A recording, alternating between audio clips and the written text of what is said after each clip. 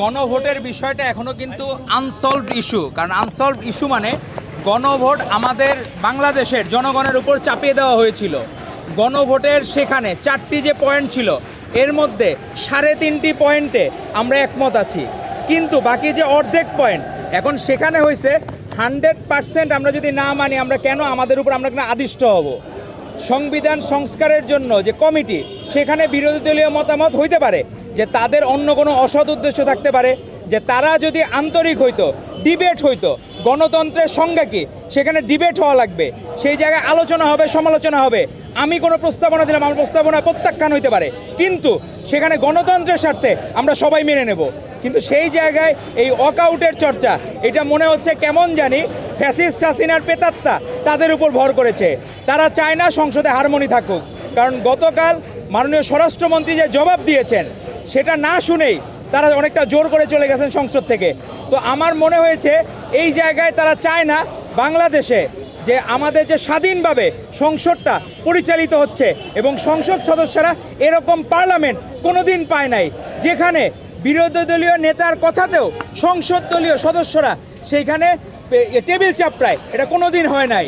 এর আগে অতীতে দেখা গেছে বিরোধী দল কথা বললে জীবনেও সরকারি দলের কোনো সংসদ সদস্য অ্যাপ্রিসিয়েট করতো না, কিন্তু এবারই প্রথম দেখা গেছে যে সেখানে বিরোধী দলীয় নেতার কথাতেও সংসদ দলীয় সদস্যরা বা সরকার দলীয় সদস্যরা তারা টেবিল চাপড়াচ্ছে, ভালো কথাতে অ্যাপ্রিসিয়েট করতেছে, এবং প্রত্যেকটা জায়গায় চেঞ্জ হচ্ছে।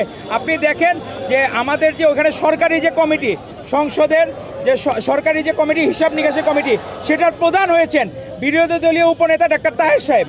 উনি নিজে সেখানে প্রধান হয়েছেন সেই কমিটির। এটা কোনোদিন আপনারা শুনছেন যারা হেরে যায় তাদেরকে সেখানকার যে বাজেটের কমিটি হয়, সংসদের যে বাজেট কমিটির, সরকারি হিসাব নিকাশের কমিটি, এটা কোনো দিন বাংলাদেশের ইতিহাসে ঘটে নাই। এই প্রথম মাননীয় প্রধানমন্ত্রী জনাব তারেক রহমানের আন্তরিকতার কারণে বিরোধী দলের পরাজিতদের সংসদ সদস্যরাও সেখানে নিয়ন্ত্রণ করছেন সংসদ। এটা অতীতে কোনো দিন হয় নাই। কিন্তু তাদের আফসোস হলো কি, জনগণকে ভুল বুঝানোর চর্চা তারা কোনো দিন ছাড়বে না। 71 সাল থেকে যে চর্চা শুরু হয়েছে, আমরা দেখলাম ইসলামী ছাত্র শিবিরের প্রেসিডেন্ট পাকিস্তানে গেছে, তারকে যেভাবে বরণ করে নিচ্ছে, আমাদের দেশে কোনো কেউ নতুন বিয়ে করতে গেলেও তাকেও এরকম জামাই আদরে বরণ করে নেয় না, এবং তাদের মনে হচ্ছে মেলায় হারিয়ে যাওয়া ভাই ফেরত আসছে পাকিস্তানে, এরকম অ্যাপ্রিসিয়েশন। এবং ডাকসুতে কিভাবে কোন প্রক্রিয়ায় জিতেছে এগুলা অনেকটা বিতর্কিত ইস্যু, আনসলভড ইস্যু। কিন্তু সেই জায়গায় দেখলাম যখন ইলেকশন হইলো, পাকিস্তানে এত আনন্দ কেন? ডাকসুতে এর আগে অতীতেও তো অনেকে নির্বাচিত হয়েছে, কোনো দিন তো পাকিস্তানে অ্যাপ্রিসিয়েট করে নাই। কিন্তু পাকিস্তানের জামায়াতে ইসলামী তারা বলেছে সেই জায়গায় ভারতকে পরাজিত করে এখানে ইসলামী ছাত্র শিবির বাংলাদেশে জয়ী হয়েছে। তো এই যে যে চর্চা, আমরা কোনো দিন কোনো দেশের দাসত্ব বাংলাদেশ মেনে নেবে না। আমাদের মাননীয় প্রধানমন্ত্রী জনাব তারেক রহমান, ওনার বার্তা একবারে স্পষ্ট, সবার আগে বাংলাদেশ।